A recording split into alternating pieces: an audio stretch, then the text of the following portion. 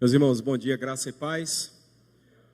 Hoje amanhecemos com a chuvinha, do Dia dos Pais. E claro, eu estou muito feliz por estar aqui na igreja, mas de forma especial porque eu vou estar aqui no Dia dos Pais, Vou poder estar com meu pai daqui a algumas horinhas, vamos almoçar juntos como família. Então, os meus irmãos, os netos que aqui estão, bisnetos, vão todos se reunir. A gente está muito feliz, Pena que a minha família não está aqui, mas meus filhos fizeram Dia dos Pais para mim quando eu cheguei de viagem do Amazonas. Quando eu cheguei em casa, Timóteo tinha planejado uma festa, com a Claudinha e tudo.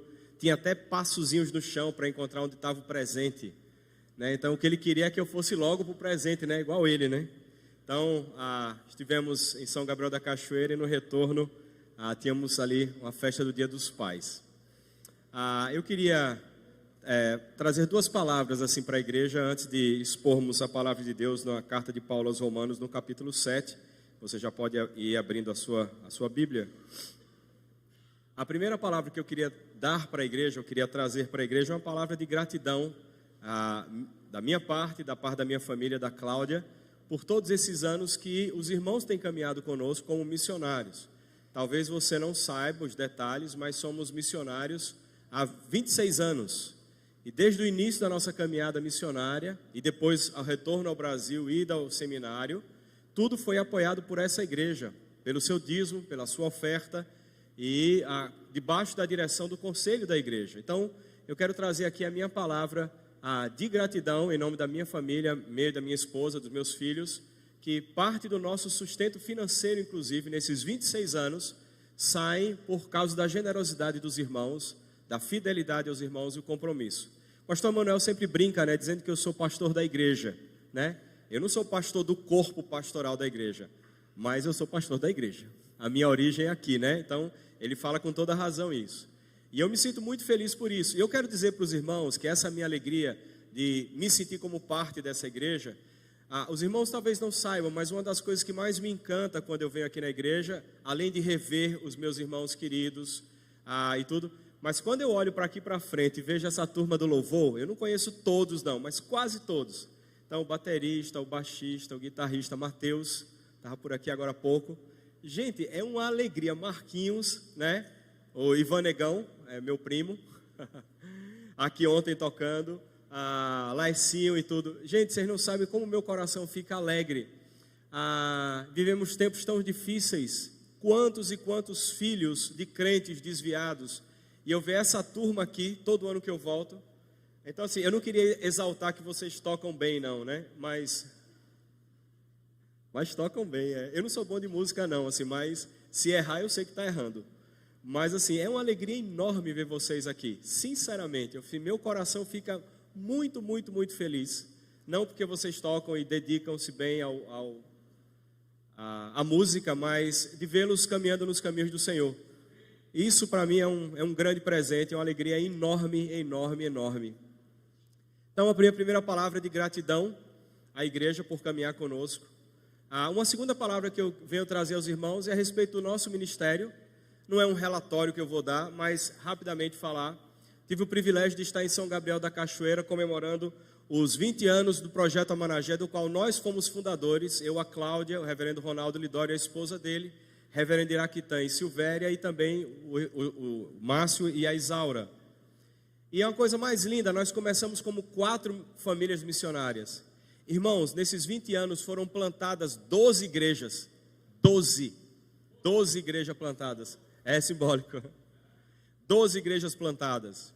Mais de 40 missionários atuando.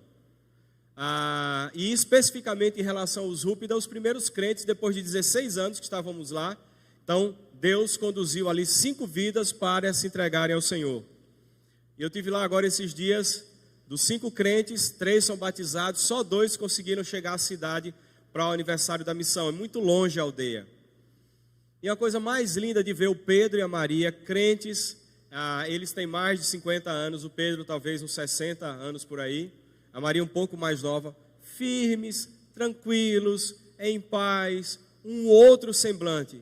Irmãos, quando a gente comenta que alguém se converte e parece que mudou o jeito dela, o semblante dela, é fato.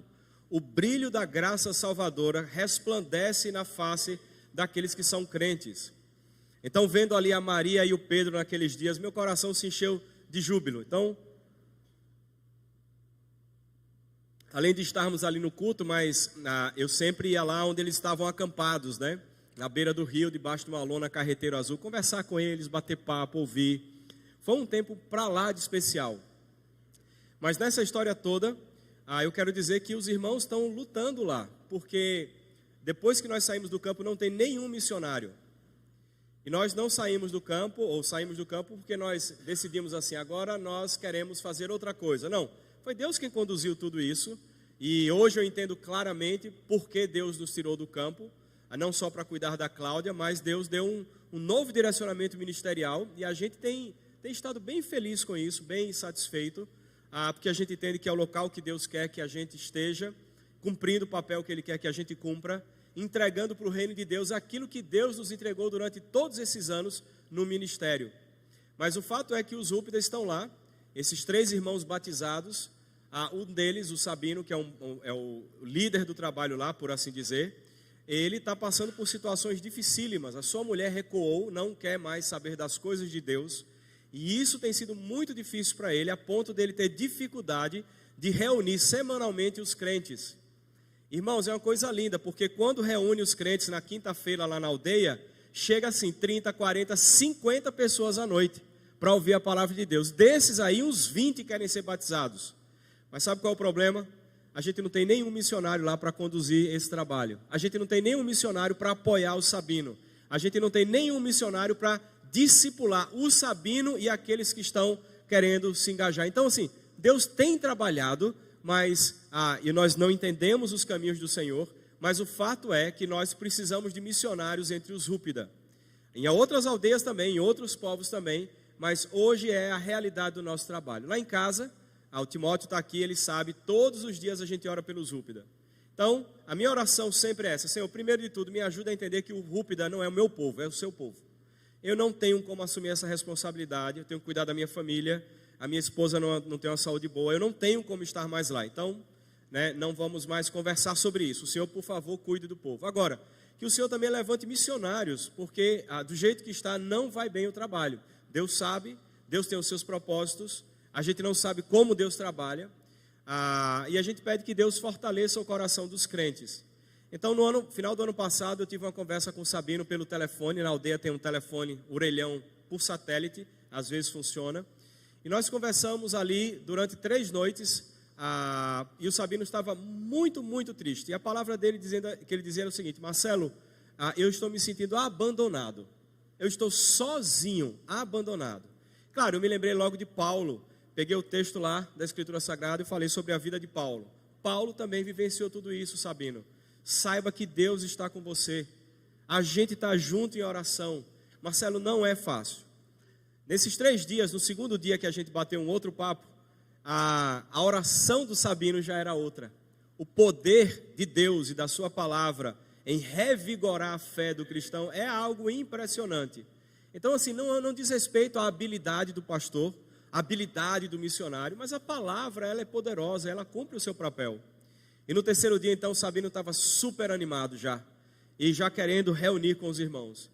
E então eu quero terminar essa minha palavra dizendo o seguinte: aproveite esse tempo que você tem como corpo, parte do corpo, estar com os irmãos, ouvir a palavra, porque Sabino não tem nenhum pastor que pastoreie a vida dele, não tem ninguém que lidere o trabalho com ele, não tem ninguém que esteja junto dele para fortalecer a fé, e você tem todos os dias e toda semana pessoas que você pode bater o telefone, ligar, chamar, pedir ajuda e poder congregar aqui. Então aproveitem isso.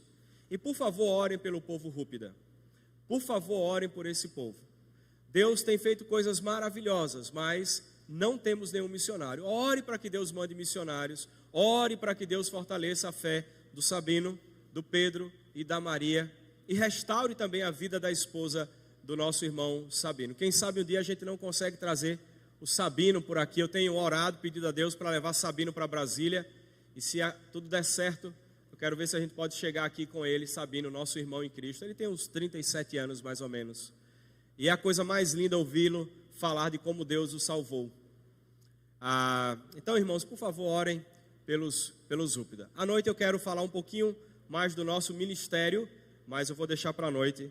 Eu queria deixar essas duas palavras, de gratidão e de como está o trabalho lá em São Gabriel da Cachoeira, precisando de missionários, precisando de pessoas que discipulem e acompanhem o Sabino, o Pedro e a Maria. Estamos orando, temos pensado em algumas estratégias no que diz respeito claro, sugerindo para a liderança do campo, eles é que coordenam tudo, eles têm mais habilidade, estão lá. Eu só tenho a oferecer oração e amor e boas intenções. Mais do que isso eu não posso fazer. De sorte que eu peço aos irmãos que, por favor, orem pelos nossos irmãos, a Pedro, Maria, são um casal, e o Sabino também, para que Deus mande missionários para esse povo. Eu já sonho, sabe, pastor, tem alguns jovens lá, Rúpida, que desde pequeno, desde os 13 anos, não perdiam uma reunião nossa lá na aldeia. E eles cresceram, já rapazes assim, querendo se engajar na obra de Deus, já querendo caminhar, e não tem quem possa acompanhá-los. Então, que os irmãos, por favor, estejam orando. E claro, vai que Deus levanta alguém aqui também para se dispor, entregar a sua vida para servir a Deus ali entre os Zúpida. Vamos abrir a palavra do Senhor em Romanos, como falei, no capítulo 7, a partir do versos 14 até o 25.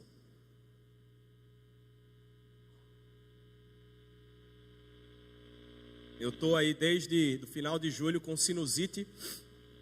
Já fiz um primeiro tratamento, fui para São Gabriel da Cachoeira semana passada.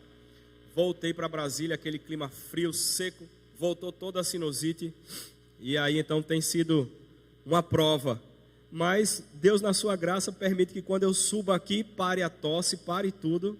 Só a voz que não ficou bonita de novo, mas graças ao Senhor, as coisas vão bem. Eu queria pedir aos irmãos que, na verdade, se colocassem de pé. E eu quero ler a partir do versículo 7 até o 25, mas nós vamos nos concentrar mais na passagem do 14 ao 25. Diz assim, Paulo escrevendo à igreja de Roma: que diremos, pois? É a lei pecado? De modo nenhum. Mas eu não teria conhecido o pecado senão por intermédio da lei, pois não teria eu conhecido a cobiça se a lei não dissera, não cobiçarás. Mas o pecado, tomando a ocasião pelo mandamento, despertou em mim toda sorte de concupiscência, porque sem lei está morto o pecado. Versículo 9, seguindo: outrora sem a lei eu vivia, mas sobrevindo o preceito, reviveu o pecado e eu morri. E o mandamento que me fora para a vida, verifiquei que este mesmo se tornou para a morte, porque o pecado, prevalecendo-se do mandamento, pelo mesmo mandamento me enganou e me matou. Por conseguinte, a lei é santa, e o mandamento santo, e justo, e bom. Acaso o bom se me tornou em morte? De modo nenhum. Pelo contrário, o pecado, para revelar-se como pecado, por meio de uma coisa boa, causou-me a morte, a fim de que pelo mandamento se mostrasse sobremaneira maligno. Porque bem sabemos que a lei, e aí a partir do verso 14, vamos nos concentrar aqui, a partir do verso 14, diz assim: porque bem sabemos que a lei é espiritual, eu todavia sou carnal, vendido à escravidão do pecado, porque nem mesmo compreendo o meu próprio modo de agir. Pois não faço o que prefiro e sim o que detesto. Ora, se faço o que não quero, consinto com a lei que é boa. Neste caso, quem faz isto já não sou eu, mas o pecado que habita em mim. Porque eu sei que em mim, isto é, na minha carne, não habita bem nenhum. Pois o querer o bem está em mim, não, porém, o efetuá-lo. Porque não faço o bem que prefiro, mas o mal que não quero, esse faço. Mas se eu faço o que não quero, já não sou eu quem o faz, e sim o pecado que habita em mim. Então, ao querer fazer o bem, encontro a lei de que o mal reside em mim. Porque no tocante ao homem interior tenho prazer na lei de Deus, mas vejo nos meus membros outra lei que, guerreando contra a lei da minha mente, me faz prisioneiro da lei do pecado que está nos meus membros. Desventurado homem que sou, quem me livrará do corpo desta morte? Graças a Deus por Jesus Cristo, nosso Senhor. De maneira que eu, de mim mesmo, com a mente, sou escravo da lei de Deus, mas segundo a carne, da lei do pecado. Vamos orar mais uma vez. Senhor nosso Deus, nós queremos agradecer pelo privilégio de estarmos aqui no Dia dos Pais, cultuando o Senhor, prestando graças a Ti por tudo que o Senhor tem feito, e pedimos, ó Pai, nesse momento, com um coração grato a Ti, que o Senhor, por favor, fale aos nossos corações, que a Tua palavra encontre um local seguro, que a gente não perca essa semente que está lançada no solo do nosso coração. Então, Senhor, por favor, ilumina-nos para que a gente possa entender aquilo que o Senhor tem para nós. Obrigado por essa leitura que fizemos aqui. Esta é a Tua palavra. E agora, Senhor, nós te pedimos que o Senhor fale conosco através da exposição desta palavra. Carecemos de Ti, precisamos de Ti para cumprirmos aquilo que o Senhor determinou para cada um de nós, de que devemos andar em santidade. Nós oramos assim em nome de Jesus. Amém. Podeis assentar, irmãos.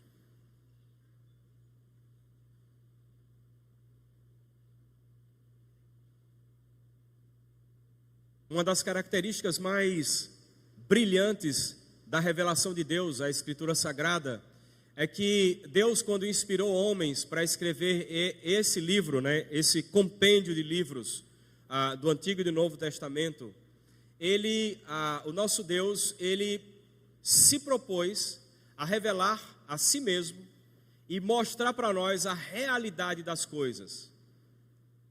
E nessa perspectiva bíblica, de que Deus propôs fazer, de revelar para nós quem Ele é, as coisas como são, o que a gente percebe é que Deus é um Deus que deixa muito claro sobre a realidade das coisas. O que eu quero dizer com isso é que a Bíblia é um livro realista. Ela não encobre as coisas. A Bíblia não é um livro de conto de fadas que você sabe que no final as coisas vão ter que dar certas e que o príncipe vai encontrar a princesa. Mas, mais do que isso, a Bíblia fala exatamente como as coisas são. A Bíblia não esconde a realidade. A Bíblia não esconde o que aconteceu no início de tudo, quando aquele homem, aquela mulher decidiram ser autônomos. Ela não esconde. Ela não esconde os perrengues que eles passaram, mas não só isso. Não esconde os perrengues que passamos e que iremos passar. Quando a Escritura Sagrada fala sobre a realidade que o mundo foi amaldiçoado com cardos e abrolhos, é exatamente a ideia de que tudo que nós fazemos, nós vamos nos deparar com o sofrimento. Deus, ele não encobre isso. Deus, em nenhum momento, ele propõe que o mundo que nós vivemos é um mundo que está esperando você ser próspero. Não.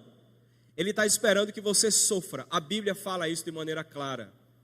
Quando a gente começa a olhar os personagens que nós destacamos como os mais importantes, então você pega, por exemplo, ali o início, ali pega um Abraão, por exemplo. A vida dele, antes de ser chamado por Deus, ele era idólatra. Em Ur dos Caldeus, eles adoravam outros deuses. Josué deixa claro isso. Quando você olha a vida de Moisés, aquele homem que é santo e etc., todo bonitinho, no final da sua caminhada com Deus, lembram que ele matou um egípcio, mas no final da caminhada com Deus, o grande pecado de Moisés foi que ele queria ser igual a Deus. Quando Deus falou o que ele deveria fazer com a rocha e ele fez daquela forma, o que ele queria ali, na verdade, era se posicionar no mesmo lugar de Deus. Ou seja, mesmo Moisés, aquele que era o mais manso, ele era um homem que, em certo momento da sua vida, subiu para a cabeça tudo que ele fazia em termos ministeriais, de serviço a Deus, e agora, e a linha é tênue, né, para nós pastores missionários, né, entre sermos servos dele e sermos ele, né, no comando, na liderança, na posição que nós ocupamos, e isso é muito delicado. Mas a gente pode pegar outras pessoas, como mesmo Davi, e hoje à noite, se o Senhor Deus quiser, eu quero falar um texto a respeito da vida de Davi no livro de Salmos. Davi, um homem segundo o coração de Deus, um homem que fez, por assim dizer, uma revolução no reinado do povo dele. Claro, diferente de Saul, ele era um homem segundo o coração de Deus. Mas como é que um homem segundo o coração de Deus faz o que faz? Ele adultera, ele mata, ele faz um monte de coisa boba, de pecado. Problema dentro da família, ele não se posiciona. A Bíblia é um livro realista. Eu sei que nós desejamos o melhor. Nós queremos conforto, nós queremos paz, nós queremos tranquilidade, nós queremos que a nossa vida mude assim no piscar de olhos. Então você pensa às vezes que vem para a igreja para ouvir uma palavra e de forma mágica a sua vida vai mudar. Mas leia a Escritura Sagrada. Você vai ver que o processo de santificação é um processo contínuo. Ele está dentro da grande obra salvífica de Deus. Então se eu perguntar aqui quem é salvo, aí você vai levantar a sua mão. Eu sou salvo. Aí eu quero dizer para você, o processo de salvação que você entrou, ele não tem como mudar, porque é o Senhor Jesus quem garante isso, mas é um processo. Você ainda não experimenta completamente os benefícios da salvação. Enquanto você estiver nesse mundo, você vai ter que lidar com o pecado. O processo de salvação tem, nesse pacote, uma etapa que é do dia que a sua vida é entregue ao Senhor Jesus até morrer, até encontrar com Ele, é exatamente a santificação. Então, quando Paulo fala na carta aos Coríntios, no 1 Coríntios 15, ele está falando que nós estamos sendo salvos. Não é que a gente perde a salvação e ganha, perde a salvação e ganha. Não, não, não. O que Paulo está dizendo ali na passagem é que estamos dentro de um processo. E isso vai ser até o dia que nós encontrarmos com o Senhor. E esse processo da salvação, a grande etapa na vida do cristão, diz respeito à santificação. E a Bíblia o tempo todo vai mostrar pessoas que lutam com o pecado em suas vidas. Então você vê Moisés, você vê Davi, uma outra figura, você vê o próprio Elias sofrendo por uma série de questões e percepções equivocadas da realidade. Poderia confiar em Deus, poderia ficar mais tranquilo, e não fica. Você vê o próprio apóstolo Pedro brigando com Paulo, discutindo com Paulo, por assim dizer, porque tomou postura errada, equivocada teologicamente, de que na verdade você não precisa cumprir a lei para ser crente, você não precisa comer uma dieta específica, não precisa circuncidar-se e guardar o sábado. E aí Paulo repreende a ele. Paulo discute com Barnabé por causa de João Marcos.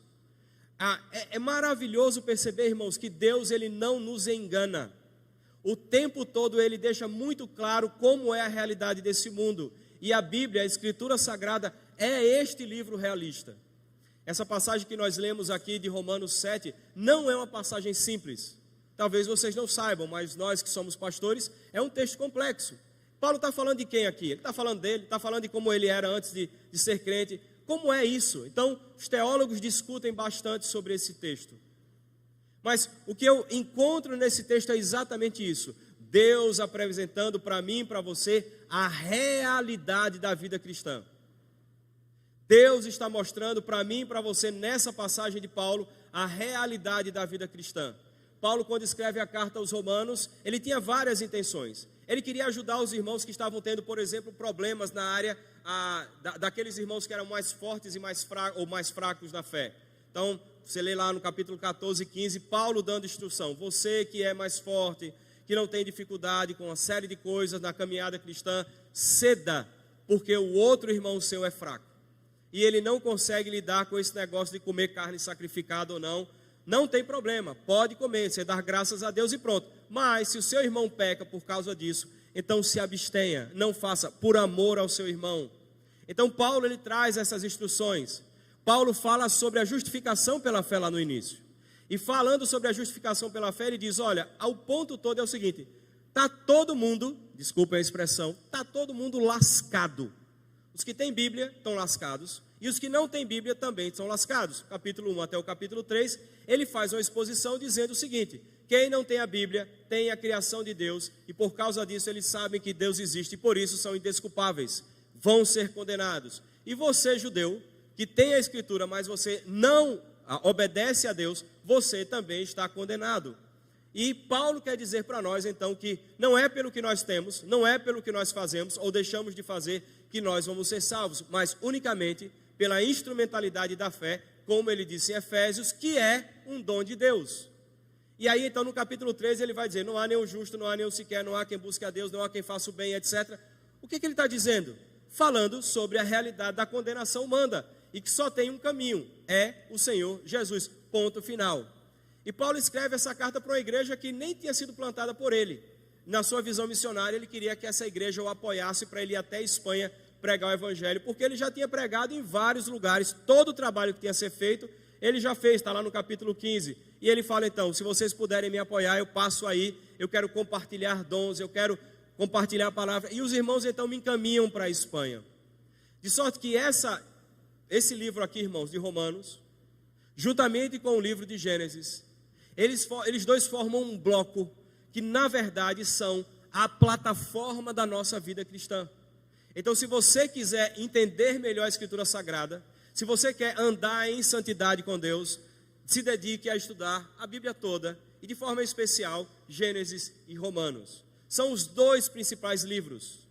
Francis Schaeffer, na sua caminhada ministerial, eram com esses sapatos nos seus pés que ele caminhava. Num Gênesis, no outro Romanos. Num Gênesis, no outro Romanos. Você percebe todo o ministério de Francis Schaeffer centrado nesses dois livros, porque são fundacionais. Um diz como era tudo no início e revela a realidade do homem. O Romanos diz também da realidade do homem, mas aponta para uma esperança em Cristo. A Bíblia é um livro realista. E o que a gente percebe nessa passagem é como se Paulo estivesse despertando a igreja de Roma, e aqui especificamente a mim e a você, a percebermos, a nos darmos conta da realidade que nós enfrentamos em nosso coração no que diz respeito ao pecado. E Paulo, então, ele ressalta a realidade da presença da carne em nossas vidas. E aí, irmãos, eu sei que vocês sabem, mas só para refrescar a memória, quando Paulo fala sobre a carne, ele não está falando da carne e o músculo simplesmente, mas ele está falando daquela natureza, aquela disposição pecaminosa que eu e você temos. E a gente encontra então aqui nos versículos 14 e 23, Paulo dizendo que por conta da presença da carne ainda em nossa vida, nós seguimos como se fôssemos dessa parte da nossa natureza escravos, prisioneiros do pecado. Ou seja, a carne tem um papel na nossa vida muito importante, não no sentido positivo, mas importante no sentido de despertar em nós para a realidade do pecado na minha e na sua vida. E é tão curioso porque quando a gente se converte, a gente tem aquela sensação, e eu gosto, quem fala isso é o Timothy Keller, e ele diz, a gente tem uma sensação assim de que, poxa, a minha vida vai bem, eu sou um crente, eu vou para a igreja, eu faço isso, eu faço aquilo, e a gente tem uma tendência natural a perceber que a gente não é tão ruim assim, que a gente é bonzinho. Eu falo com o pastor, eu dou um sorriso para os irmãos da igreja, eu abraço, no semáforo eu dou uma moedinha, eu procuro tratar meu cônjuge bem, no trabalho eu sou até uma pessoa bacana, legal, e a gente vai perdendo essa sensibilidade no que diz respeito a essa natureza pecaminosa que mora dentro de mim e de você, porque o pecado é sutil, e a gente não se dá conta de que ele às vezes está até nas nossas boas ações. A gente vai falar à noite um pouco mais sobre isso. Mas o primeiro aspecto é esse, de que por conta da natureza pecaminosa que nós temos, da carne, nós ainda temos uma tendência, mesmo crentes, a sermos escravos e prisioneiros do nosso pecado. Versículo 14, Paulo diz o seguinte, porque bem sabemos que a lei é espiritual, eu todavia sou carnal, vendido à escravidão do pecado. Paulo não está dizendo que ele agora é totalmente pecaminoso, ele só está ressaltando um aspecto da sua natureza, que é composta por duas partes, a natureza humana, carnal, e a natureza espiritual e divina, colocado depois da conversão, mas ele quer ressaltar exatamente um aspecto da sua vida, em que realmente o pecado domina esse lado, e é difícil, e essa é a luta diária dele. E é curioso porque o texto fica até um tanto pesado, e aí está a dificuldade dos estudiosos. Espera aí, Paulo está falando dele, ele já como crente ou ele antes? Paulo está querendo dizer o quê? Ele está querendo fazer uma hipérbole, ressaltar um aspecto, mas o que a gente consegue perceber de fato é que Paulo está ressaltando a realidade da natureza pecaminosa que ainda há no coração do crente. Ou seja, há uma natureza que ainda habita dentro de mim e de você. E ele fala, essa parte ela tende a ser sempre escravo. É como se ela não tivesse direito, ela não tem oportunidade de escolhas, ela sempre vai pender para a carne, sempre vai pender para o pecado, ela sempre vai querer viver prisioneira disso. É como se essa natureza estivesse totalmente susceptível à lei da gravidade espiritual, ou seja, vai descer, vai pecar, vai para baixo, não tem como mudar.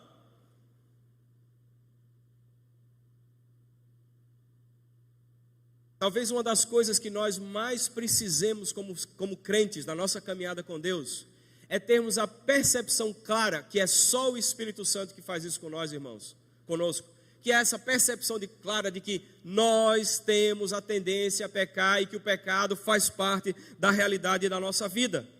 No versículo 17 ele diz assim, neste caso, quem faz isto já não sou eu, mas o pecado que habita em mim. Verso 18, porque eu sei que em mim, isto é, na minha carne, não habita bem nenhum, pois o querer bem está em mim, mas não porém o efetuá-lo. Paulo ele está falando que existe uma parte dele que pende para o pecado. Irmão, sabe o que significa isso? é que você potencialmente, você pode pecar uma vez por segundo.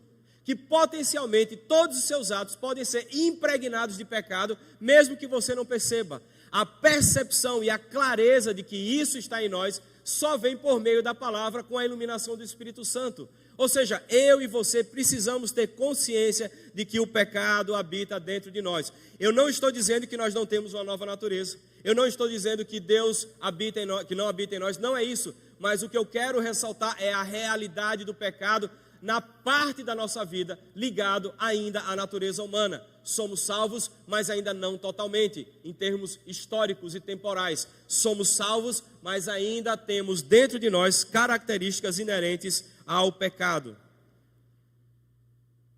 Eu sempre conto uma história para os indígenas a respeito dessa realidade do pecado em nós, para os crentes. E eu conto uma história e eu quero contar para vocês aqui. Na região de São Gabriel da Cachoeira, as aldeias tem aldeias bem distantes. A aldeia que nós trabalhávamos ficava a 400 quilômetros da cidade por rio. E depois de chegarmos lá, no local, no ponto que a gente tinha que parar, a gente caminhava mais 6 quilômetros por meio na mata até chegar na aldeia. Se você vai com motor potente, você tem ali, gasta 18 horas para chegar lá e mais 1h30 de caminhada. Porque não é caminhada no calçadão, não é igual a gente faz, né, bonitinho, não, é no mato, lama, raiz, passa por dentro de igarapé. Tem dias que a gente chega lá, o igarapé está sequinho, você passa praticamente não molha nada. Tem dias que você chega lá, a água está aqui, e já é assim, 10 metros no começo da trilha, aí você já vai ensopado, né, quando você chega lá, está com calo nos pés, assado nas pernas, eu sou gordinho, né, aí assa as pernas, não sei o quê. Então, é tudo muito difícil.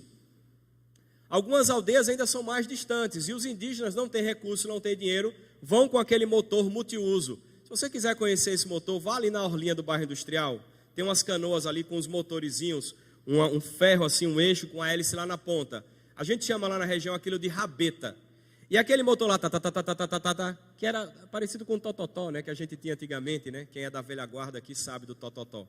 E aquele totozinho ali do indígena vai embora. Irmãos, às vezes tem aldeias que são 8 dias para chegar. E o que acontece é que, ao chegar na sua aldeia, depois que ele chega lá, se não tiver sabão, vai ficar sem sabão. Se não tiver sal, vai ficar sem sal. Vai ficar sem nada, não tem vendinha, não tem nada em área indígena, nada. Você saiu da cidade, acabou tudo. Você não tem mais nada, não tem posto de combustível, nada. E essa história então diz a respeito de algo que aconteceu nesse contexto. Um homem subiu, foi para a cidade, voltou para sua aldeia 1 semana de distância.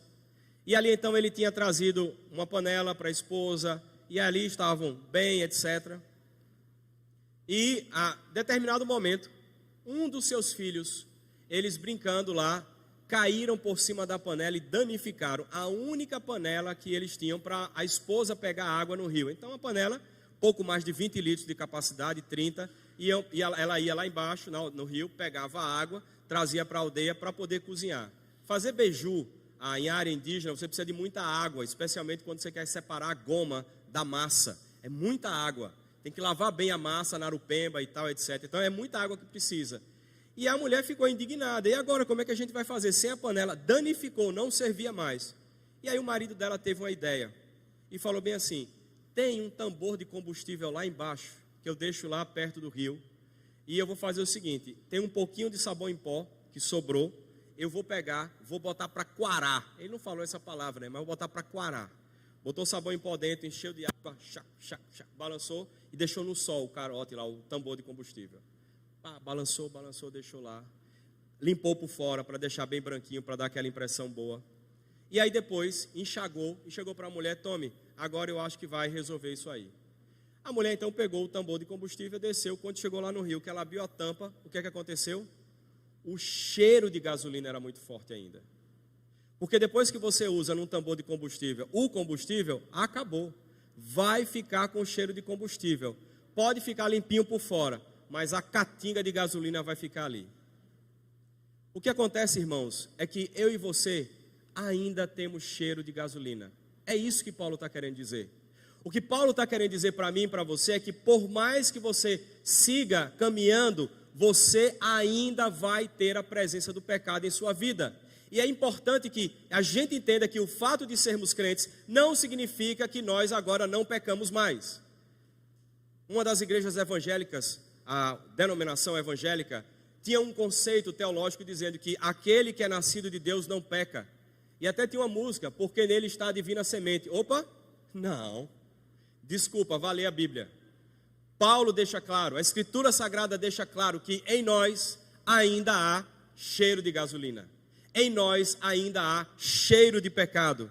E Paulo está exatamente trazendo isso para mim e para você. É que nós temos a lei de Deus, e toda vez que você lê, se você prestar bem atenção, ela é um espelho que está mostrando para mim e você que nós somos pecadores. Então, irmãos, a gente precisa realinhar os nossos pensamentos quando nós pensamos a respeito do pecado. Pecado é transgredir a lei de Deus. Pecado não é simplesmente aquilo que é definido culturalmente como sendo ruim. Matar é ruim, roubar é ruim, isso é ruim. Espera aí, é muito mais do que isso o pecado. Orgulho é pecado. Se você é uma pessoa que não pede perdão e não se humilha diante do seu próximo, isso revela o quão pecador você é. Se você acha o tempo todo que você está certo, eu quero dizer para você que esse é o seu pecado. Você acha que você é o certo e que todo mundo está errado. As coisas que você faz é bonita e as coisas que os outros fazem são feias e não prestam. Revela o seu coração pecaminoso. Até mesmo uma pessoa que, eu já falei até acho que antes de ontem sobre isso, até mesmo uma pessoa que tem uma postura tímida diante dos outros e você até considera como aquilo uma coisa louvável. Ela é uma pessoa tímida, discreta, você nem percebe ela. E ela, na verdade, está lutando com o pecado no coração dela. Timidez, o que é? É uma percepção de que todos estão percebendo você. Timidez é a realidade que você não consegue dar um passo sem que as faces das pessoas, a presença delas, estejam tão perto de você que tomaram a sua mente e você não consegue mais viver se não for pensando nessas pessoas. O que vão pensar de mim, o que eu vou falar, o que eu vou vestir. O tímido, ele está o tempo todo preocupado com o que os outros vão pensar a respeito dele. E como é o nome desse pecado? Ele faz parte do pecado ou do pacote do orgulho.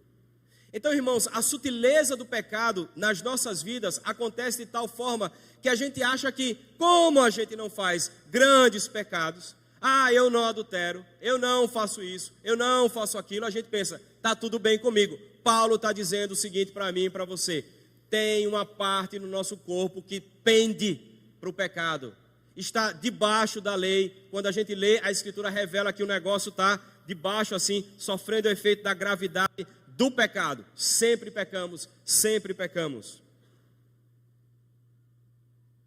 Aí tem pessoas que querem fazer as coisas, servir a Deus, por exemplo, mas toda vez que você chama outro para ficar do lado dela, ela não consegue. Ela quer fazer sozinha, ela quer fazer do jeito dela. Irmãos, e isso também é pecado. Isso também tem a ver com falta de humildade. Tem que ser do seu jeito, tem que ser da sua forma, da sua maneira, no seu tempo, como você acha melhor. Opa, devagar. Porque é o seguinte, existem modos e modos. Por exemplo, hoje eu estava aqui observando os meninos tocando, né? Então, eu gosto muito de ouvir o baixo. Eu não sou músico não, mas se o baixo for bem tocado, faz uma diferença tremenda, vocês sabem disso, né? Mas existem maneiras e maneiras de tocar o baixo. E Mateus não toca igual a Ivan, né? Ia dizer assim, Mateus é muito melhor, mas a Ivan ia ficar triste, eu não vou falar. Brincadeira, eu estou brincando realmente. Mas o que eu quero dizer é o seguinte, não importa se é Ivan, não importa se é Mateus, não importa se é esse irmão que estava no teclado, ou de ontem, ou o baterista se é esse ou se é outro, existem padrões e eles servem.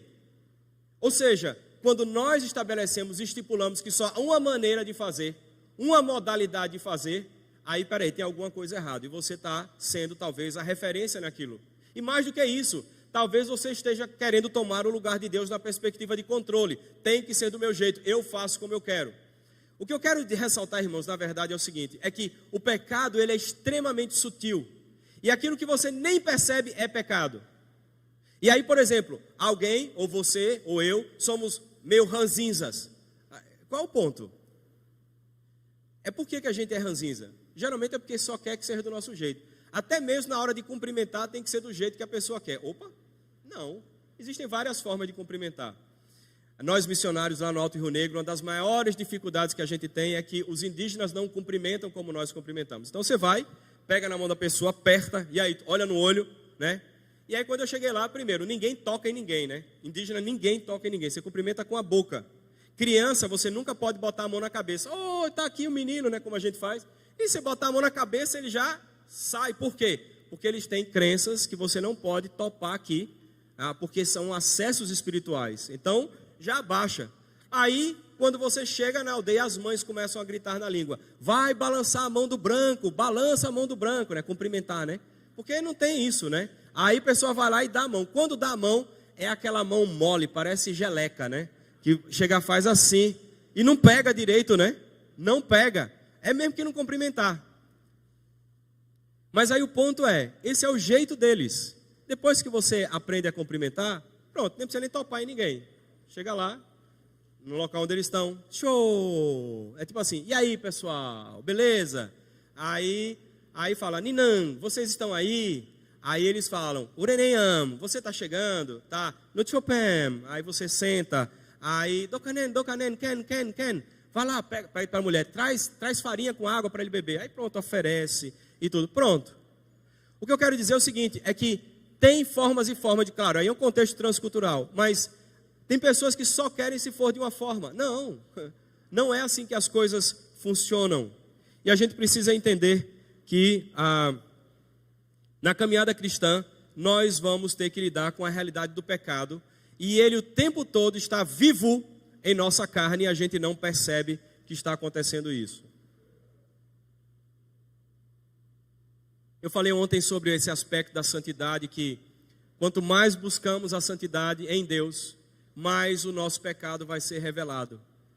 E a sensação que eu tenho é que na caminhada cristã, nós temos caminhado com pouquíssima sensibilidade no que diz respeito à realidade do pecado em nossas vidas. Nós temos caminhado de forma insensível quanto à realidade do pecado em nossas vidas. E o que o Paulo está ensinando para mim e para você é exatamente isso. Olha, existe ainda uma natureza pecaminosa dentro de nós. E essa natureza, ela tende a ser escrava, né? E prisioneira do pecado, e pende a gente nessa gravidade. Um segundo aspecto desse texto que Paulo traz para nós é que, e aí mostrando a realidade do pecado em nossas vidas, é que há uma batalha todos os dias em nosso coração. Em nosso coração há uma guerra todos os dias em nosso coração. Vejamos o verso 15, Paulo diz assim: porque nem mesmo compreendo o meu próprio modo de agir, pois não faço o que prefiro e sim o que detesto. Ele está dizendo o seguinte, que eu quero fazer uma coisa, mas não consigo fazer, faço outra. E como é isso? Por quê? Ele está mostrando a realidade das duas naturezas. Há uma nova predisposição na vida de Paulo, colocada por Deus, desde que ele encontra Jesus no caminho para Damasco. Agora uma nova natureza está dentro dele, e ele está dizendo que essas duas naturezas agora, elas estão em constante conflito. Eu quero fazer, porque Deus colocou o desejo de ser santo em mim, eu quero obedecer a Ele, mas isto é algo que me empurra para fazer o contrário. Versículo 18, olha o que Paulo diz: porque eu sei que em mim, isto é, na minha carne, a natureza pecaminosa dele, não, o cheiro de gasolina que tem nele, não habita bem nenhum, pois o querer o bem está em mim, não porém o efetuá-lo. Ele está dizendo isso, olha, eu quero, eu sei o que é bom para mim. E eu entendo tanto Paulo, porque nós como crentes, nós sabemos o que devemos fazer. Nós temos a consciência clara do que devemos fazer, mas nós não conseguimos. O que Paulo está dizendo é: irmãos, despertem para a realidade de que há uma guerra dentro do seu peito. Existe de um lado um guerreiro com a espada reluzente e do outro um tigre feroz. E os dois estão em conflito permanente. Esse aqui dando patadas e o outro tentando se defender e em alguns momentos também atacando. Ou seja, há uma guerra em nossos corações entre a natureza pecaminosa e a nova natureza divina, que nos empurra para a santidade, e um outro que nos puxa para o pecado. Há uma luta sendo travada em nossos corações. Irmãos, o tempo inteiro essa luta está acontecendo.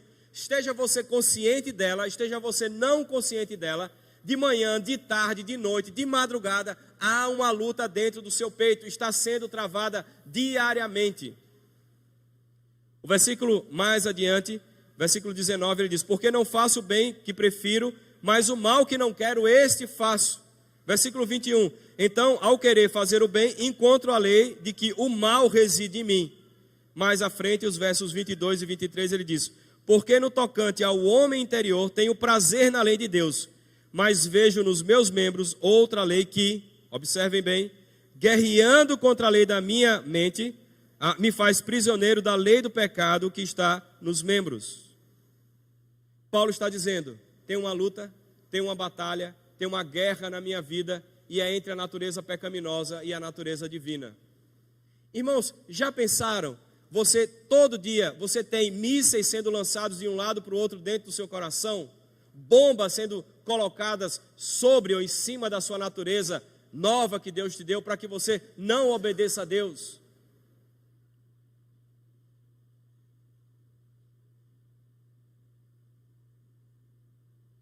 Paulo, ele esclarece para mim e para você, e lança luz sobre a nossa mente de que nós estamos no meio desse conflito. E eu fico pensando qual seria a melhor forma de exemplificar isso, no que diz respeito à nossa lida diária com isso. Eu confesso que de uma forma geral, na minha caminhada cristã, eu passei anos, sem ter uma consciência clara de que em mim havia uma luta interna diária. E no ano de 2013 até 2014, por conta de um esgotamento no trabalho, no ministério, e aí diga-se de passagem, tá, irmãos?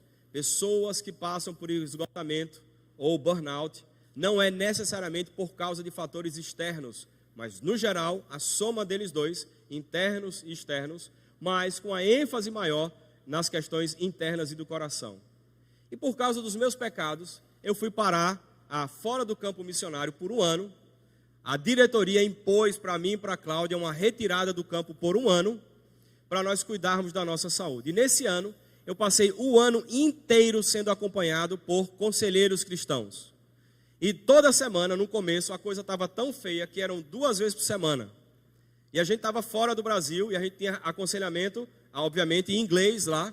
E aquela irmã, pacientemente conosco, passou aquele início todo ali com a gente, 2 vezes por semana.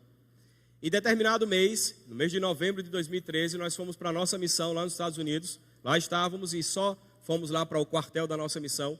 E tivemos ali um mês de aconselhamento bíblico, um pouco mais de 20 dias. De segunda a sexta, eu e a Cláudia, separadamente, éramos atendidos pelo conselheiro ali daquela missão, da nossa missão, o Tom Marks. E durante esse tempo, Deus me proporcionou e me deu o privilégio de poder conhecer aconselhamento bíblico. E aconselhamento bíblico é uma linha específica, irmãos. E especificamente o aconselhamento bíblico nasce no seminário de Westminster, nos Estados Unidos, que não é denominacional, mas é um seminário reformado, nasce dentro da igreja presbiteriana dos Estados Unidos, mas reformado. E aí então homens ali começam a trabalhar a questão do aconselhamento bíblico, começando com um homem chamado Jay Adams. E então eu estava lendo livros do pessoal desse seminário. Um deles que me marcou profundamente e eu já falei aqui anos atrás sobre isso, que é Quando as Pessoas São Grandes e Deus é Pequeno. E esse livro basicamente trata sobre a realidade que nós temos em nosso coração, da luta que é travada lá no nosso coração, de querermos agradar pessoas, de querermos ser bonzinhos para as pessoas, para que as pessoas nos vejam bem. E aquele livro me impactou profundamente. E aí foi só uma sequência. Esse livro do Eduardo Welch, li um outro livro dele, Depressão, que tem na cultura cristã. Esse, quando Deus é pequeno, as pessoas são grandes, também tem. Eu não sei se é da igreja Batista Regular, se eu não me engano. Aí tem um outro livro dele, Depressão, da cultura cristã, que eu já falei. Um livreto dele, Depressão também, é o melhor de todos nessa área. Agora sai um novo livro na cultura cristã, Medo e Fuga. Em inglês o título é um outro. Mas esse livro, Medo e Fuga, mexeu comigo profundamente, para exatamente me ajudar a perceber o quão meu coração estava debaixo dessa luta e quão pecador eu sou. E eu tive o privilégio de sentar com o Ed Welch na casa dele. Ele me recebeu na casa dele, o escritor desse livro. E aí ficamos ali 1 hora, eu pedi chá, mas eu queria tanto conversar com ele que o chá ficou lá. Até hoje eu não sei se o chá está lá ainda na casa dele, né? Mas eu não consegui nem tomar o chá, porque eu queria conversar com ele e ouvi-lo. E ele perguntou para mim o seguinte: Marcelo, o que é que você veio fazer aqui nos Estados Unidos? Eu falei: eu vim aqui cuidar da minha saúde espiritual. Eu não estava bem. E ele falou: e o que é que o aconselhamento impactou a sua vida? Eu falei para ele: o aconselhamento impactou na minha vida em um ponto específico. Foi o seguinte: perceber o quão eu sou pecador. Perceber o quão eu sou pecador. Irmãos, essa realidade do pecado em nossos corações, dessa luta que é travada diariamente, nós precisamos estar atentos a ela. Pedir a Deus que sensibilize o nosso coração, a nossa percepção, para entendermos que há uma luta sendo travada em nossos corações. Eu quero contar uma história de uma candidata a presidente da Colômbia, chamada Ingrid Betancourt. Talvez alguns irmãos saibam, né? Mas, anos atrás, na campanha para a eleição lá, a presidência da Colômbia, a Ingrid Betancourt, ela saía pela região da floresta amazônica ali da Colômbia para fazer campanha. Em uma dessas saídas, ela entrou numa emboscada da guerrilha, as FARC, né? Forças Armadas Revolucionárias da Colômbia.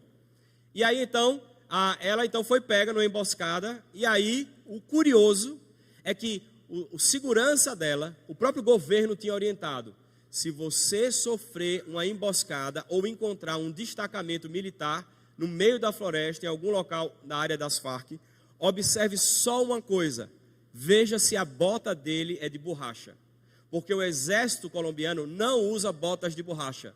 Ele usa botas naquele padrão de exército, couro, lona. Então, observe bem.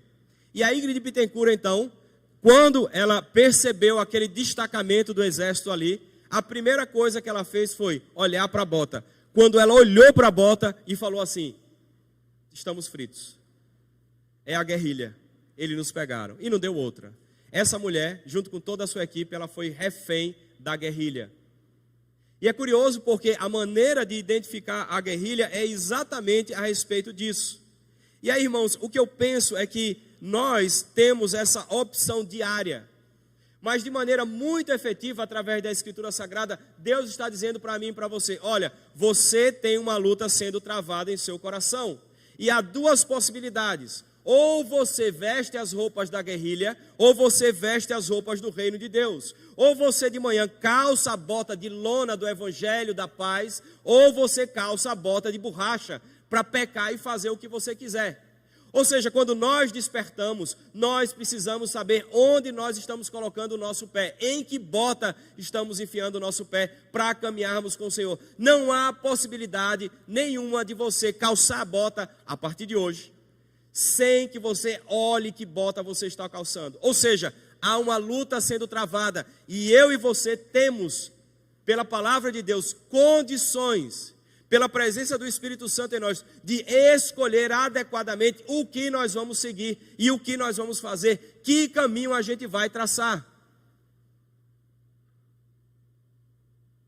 Santo Agostinho, ele dizia o seguinte: ele usava umas expressões em latim para falar sobre a história bíblica, e ele dizia o seguinte: quando Adão e Eva foram criados, eles tinham dentro deles um conceito, Agostinho dizia que era o posse peccare, em latim, que significa posso pecar. Ou seja, Adão, ele não foi feito pecador, ele não foi feito alguém ímpio, ele foi feito santo como Deus é, mas Deus deu para ele o que Agostinho chama dessa expressão do posse peccare. Ele podia pecar.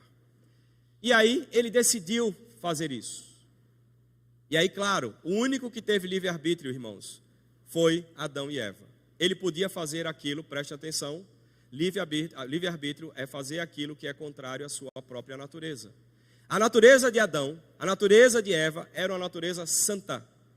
Mas eles tinham a possibilidade, se eles quisessem, de negar isso aí e tomar um outro caminho. Eles eram os únicos, e são os únicos na história da humanidade, que estavam dentro desse quadro do posse peccare.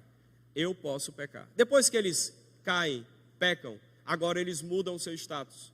E Santo Agostinho então disse que a partir daquele momento eles estão em uma outra situação, que é o não posso não pecar. Ou seja, não posso não pecar. são pecadores, vão viver pecando, não tem como fugir disso. Então, de uma situação de posso pecar, agora para uma não posso não pecar, eu vou pecar sempre. E aí então, Deus apresenta a solução, profeticamente falando, que o Messias viria, de que o filho descendente da mulher viria. E aí então Agostinho fala, e aí então, em Cristo, agora a gente chega a uma outra categoria. Primeiro era, posso pecare, não posso não pecare. Agora uma nova categoria, que é a minha e a sua, posse não pecare. Ou seja, a natureza nova em nosso coração possibilita que a gente escolha calçar a bota de lona e couro do Evangelho. Ou seja, hoje nós estamos numa situação privilegiada por causa da obra de Cristo. Nós podemos ter a opção de não pecar. Ou seja, dentro dessa luta sendo travada em nosso coração, a gente tem a opção de botar uma bota de borracha ou a outra bota. Há a possibilidade de você escolher, porque hoje você e eu temos uma nova natureza. Posse não pecare. Eu posso não pecar.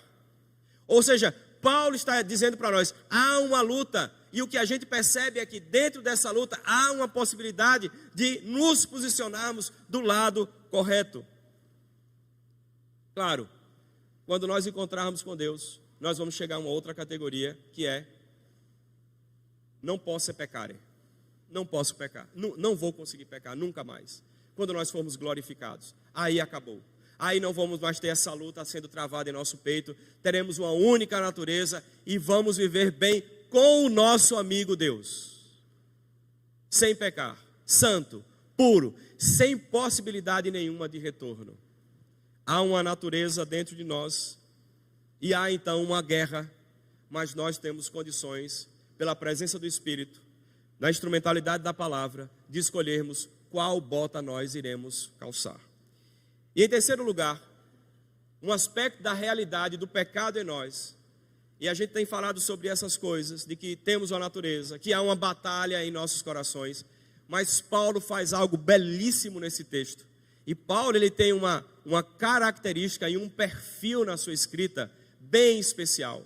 Ele mesmo pergunta, ele mesmo responde, ele mesmo faz todo aquele, como a gente diz lá no Amazonas, né? Todo aquele caqueado, né, bonito para poder enfatizar alguns aspectos. E o terceiro ponto que a gente vê aqui no texto é que Paulo está dizendo para mim e para você, e isso faz parte da realidade cristã, há esperança para toda e qualquer situação ligada ao pecado. Há esperança. Vejamos os versos 24 e 25, que ele diz, desventurado homem que sou, quem me livrará do corpo desta morte? É uma pergunta que ele está fazendo. Ele está dizendo, eu tenho dentro de mim uma natureza que me pende para a morte. Eu tenho dentro de mim uma guerra, uma batalha. É difícil, há uma luta entre dois aspectos. Quem vai me livrar dessa natureza, dessa parte de mim que pende para as coisas que não são de Deus? Quem vai livrar de mim, quem vai me livrar dessa coisa que há dentro do meu peito, que me aponta ao pecado, que toda hora coloca na minha venta botas de borracha? Quem vai me ajudar com isso? E Paulo diz de maneira belíssima, assim, graças a Deus por Jesus Cristo. Irmão, vocês sabem o que é isso? O que Paulo está dizendo é o seguinte, que a nossa situação não é favorável, não é confortável, apesar de sermos salvos, temos a realidade do pecado, temos luta, mas ele diz, quem pode nos ajudar com isso? E ele diz, graças a Deus por Jesus Cristo, o nosso Senhor. Irmão, significa que eu e você temos disponível diariamente a pessoa do Senhor Jesus. E eu quero aqui ressaltar um ponto que Paulo deixa muito claro na carta aos Gálatas, de que o Evangelho não é simplesmente para nós usufruirmos quando nós estávamos ali perdidos e então encontramos a Cristo, mas o Evangelho faz parte da caminhada cristã. E é importante que a gente pense sobre isso, irmãos, de maneira bem simplória. O que é o Evangelho? O Evangelho começa dizendo, você é pecador. A boa notícia começa dizendo assim, desculpa pastor, desculpa irmão, você está lascado. Ele começa assim, o Evangelho. A boa notícia começa dando uma má notícia.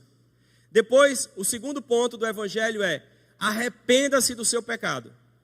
Arrependa-se dele. Terceiro, não é suficiente esses dois pontos. Recorra a Cristo. Porque qualquer obra que você fizer, você ofendeu a Deus. E para você resolver, tem que ser alguma coisa do tamanho de Deus. E aí então confia em Cristo, o Filho dele. Deus mandou o seu Filho se humilhar, descer nesse mundo, nascer de uma virgem. Ele foi ali, ele encarnou-se de fato, não é um espírito, é um ser humano como eu e você. Ele deixou a natureza dele perfeita e santa e foi submetido aos limites da finitude da natureza humana. E ele veio aqui, obedeceu ao Pai até a sua morte. E a morte dele não foi uma morte simples. Até quando quiseram aliviar a dor dele, dando vinagre para ele, ele falou: eu não quero, porque eu estou aqui para cumprir um papel de forma consciente. Eu vim para morrer de forma consciente. E eu estou aqui morrendo pelos pecados das pessoas, para satisfazer o meu Pai. Ou seja, nós recorremos a Jesus como sendo a esperança central para nos resgatar da natureza pecaminosa. E não só isso, nos livrar do inferno, da condenação, mas também para nos fazer amigos de Deus. E então o Evangelho termina, tendo você se arrependido, confiado em Cristo como sendo seu Senhor e Salvador. Então agora siga esse caminho, nesse processo de santificação. Irmãos, a vida cristã precisa ser vivida e centrada no Evangelho. Todos os dias é necessário que você coloque-se diante de Deus, fazendo o quê? Reconhecendo que você é pecador. Irmãos, você sabe por quê?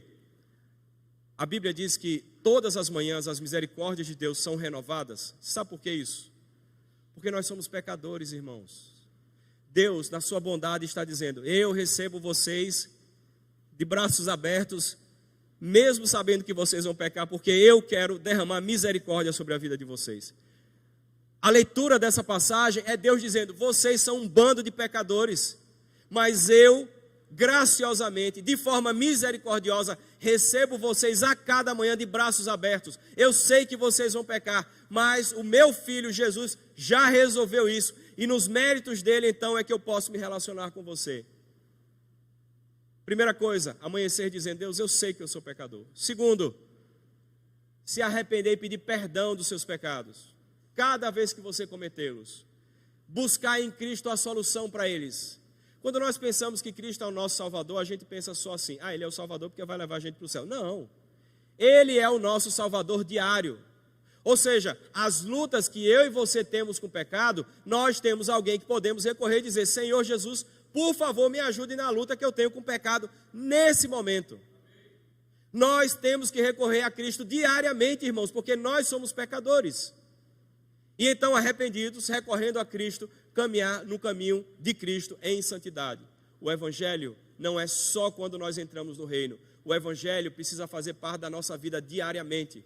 Se você quer saber se você é crente, observe se na sua vida há arrependimento. Observe se na sua vida há dependência. Observe se na sua vida há humildade. Observe se na sua vida há disposição de andar com o povo de Deus. São sinais evidentes de que você é crente. E se você tem dificuldade nesses aspectos, Deus está falando com você. É preciso retomar o Evangelho. É só isso que você precisa fazer. Voltar para o Evangelho.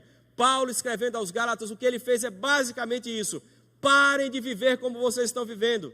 Parece que vocês são crentes, mas estão vivendo como se não fossem. Vocês estão vivendo como se fossem incrédulos. Como Paulo diz, vocês estão vivendo como se fosse na religião dos rudimentos, como vocês viviam anteriormente. Por favor, parem com isso. Voltem para o Evangelho e vivam o Evangelho.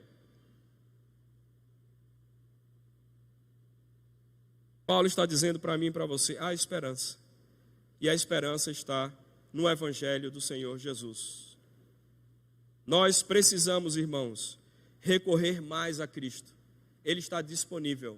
Ele quer ajudar a mim e a você. Ele quer que a gente ande com Ele a cada dia. Eu falei para vocês no primeiro dia, se eu não me engano, sobre a lista de oração que eu tenho. Ontem. Está vendo que a memória não é só a sua que falha, a minha também falha. Faz parte da deteriorização, né, nossa, até que a gente seja glorificado, né? Então, empatamos 1-1. José da Silveira Salles, não esquece. Obrigado, pastor. E hoje é tão fácil, irmãos, esse negócio de anotações. Você tem vários aplicativos, né, no seu celular, você pode baixar. Eu tenho lá no meu aplicativo a minha listinha de oração diária.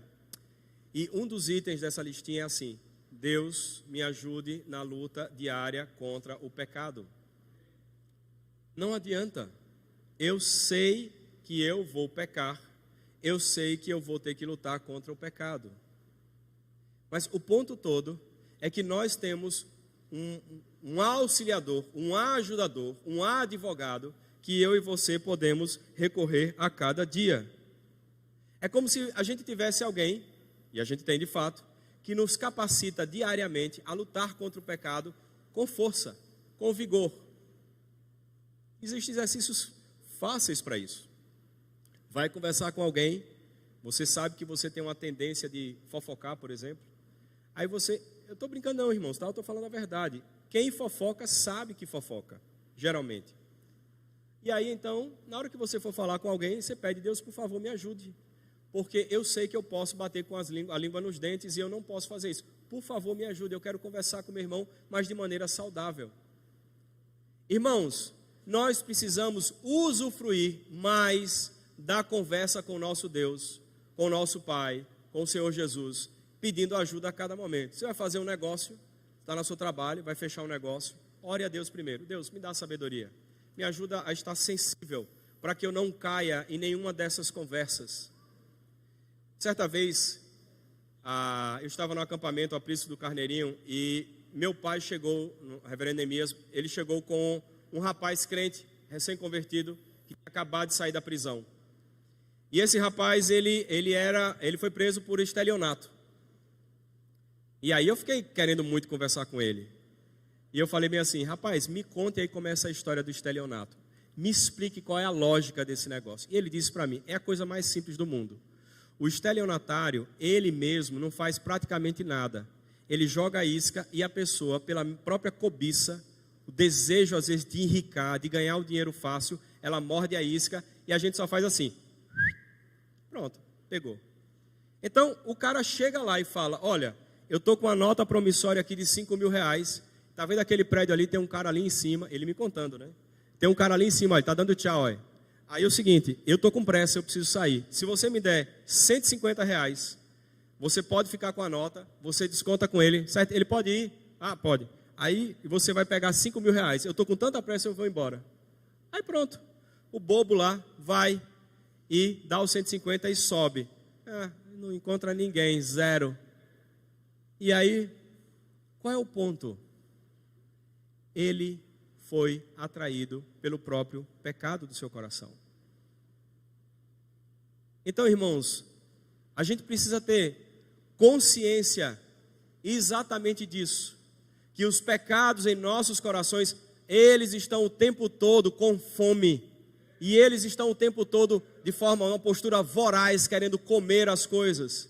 Portanto, irmãos, a cada ação que nós vamos fazer, quando a esmola for grande demais, desconfie. Não existe dinheiro fácil, não existe coisa fácil. E a gente pode, nos nossos negócios, grandes ou pequenos, achar que vamos nos dar bem, resolver a nossa vida, e a gente então, uau, abocanha o pecado. E fala: opa, está errado. Nós temos o Senhor Jesus, aquele que cumpriu tudo, centrado lá no trono de Deus, ao lado de Deus Pai. E aí ele está regendo tudo, mas ele é próximo e ele nos ajuda. Paulo diz: quem me livrará do corpo dessa morte? Graças a Deus por Jesus Cristo, nosso Senhor. De maneira que eu, de mim mesmo, com a mente, sou escravo da lei de Deus, mas segundo a carne, da lei do pecado. Nessa luta, nós temos a quem recorrer. Cristo nos capacita, nos perdoa e nos auxilia.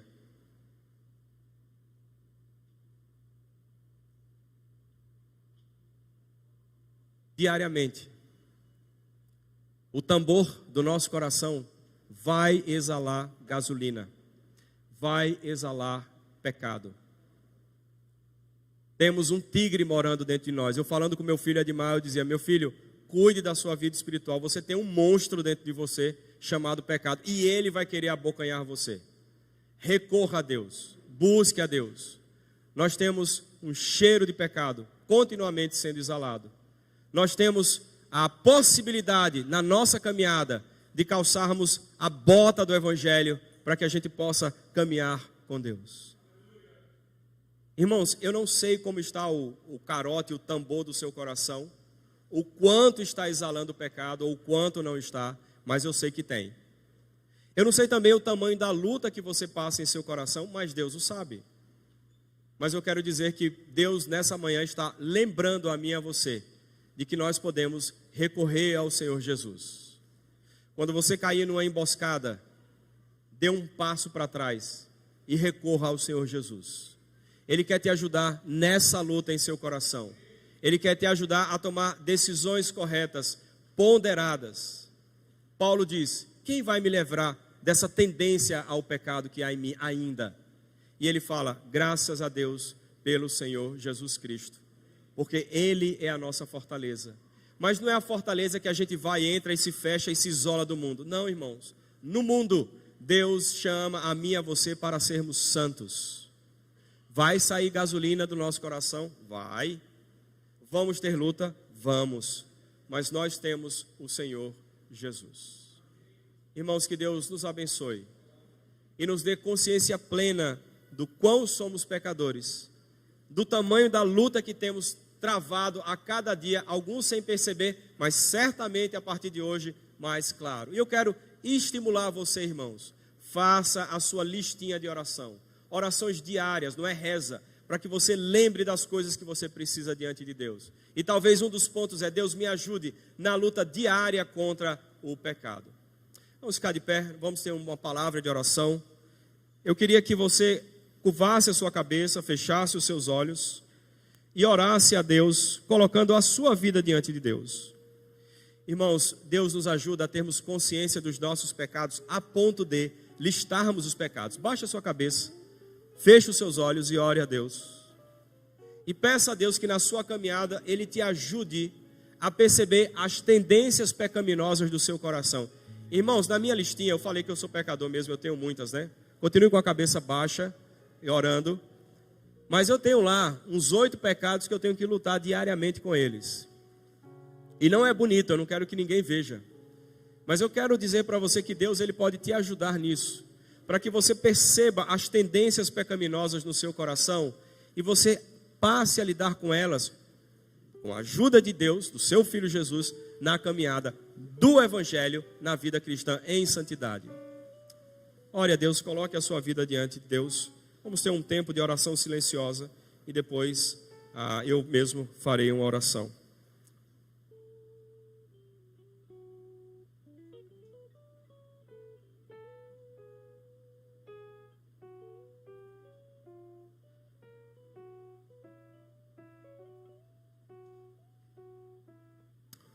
Quão miserável homens e mulheres que somos, ó Senhor.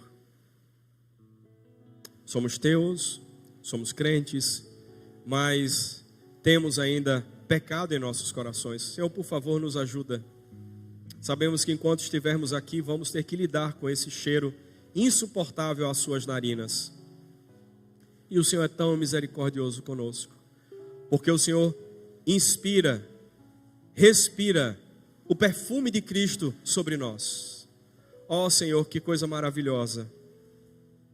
Se fôssemos só nós mesmos, diante do Senhor, deveríamos ser aniquilados, mandados para o inferno. Mas pelos méritos de Cristo Jesus, quando nós nos achegamos a Ele, o cheiro dele é o cheiro que o Senhor inala. Ó Pai, ao mesmo tempo o Senhor nos chama a uma vida de santidade. Ó Pai, faz isso em nós. Ajuda-nos, Senhor, para que nós façamos a Tua vontade a cada dia. Às vezes tropeçando aqui ou em outra situação, mas conscientes dessa luta. Senhor, faz isso em nós. Nós sozinhos não temos condições de caminharmos nessa direção, mas com a Tua ajuda sim podemos. Torna o Evangelho vivo em nossas vidas, que a nossa vida seja centrada no Evangelho diariamente, para a honra e glória do Teu santo nome. Perdoa-nos, ó Pai, obrigado pela Tua palavra e ajuda-nos, ó Pai, a seguirmos, a calçarmos o calçado que o Senhor tem preparado para nós. E nos dias difíceis, quando cairmos em emboscadas, que o Senhor nos salve e nos livre. Perdoa-nos, ó Pai, nós oramos assim, em nome de Jesus, aquele que é a nossa esperança, aquele por quem Paulo deu graças a Ti, porque diante da vida pecaminosa ou da vida com tendência para o pecado melhor, o Senhor Jesus está disposto a nos ajudar. Muito obrigado, Senhor. É em nome desse Jesus, o nosso refúgio, o nosso amparo, o nosso ajudador, ao Evangelho encarnado, a salvação encarnada, é nele que nós oramos. Amém.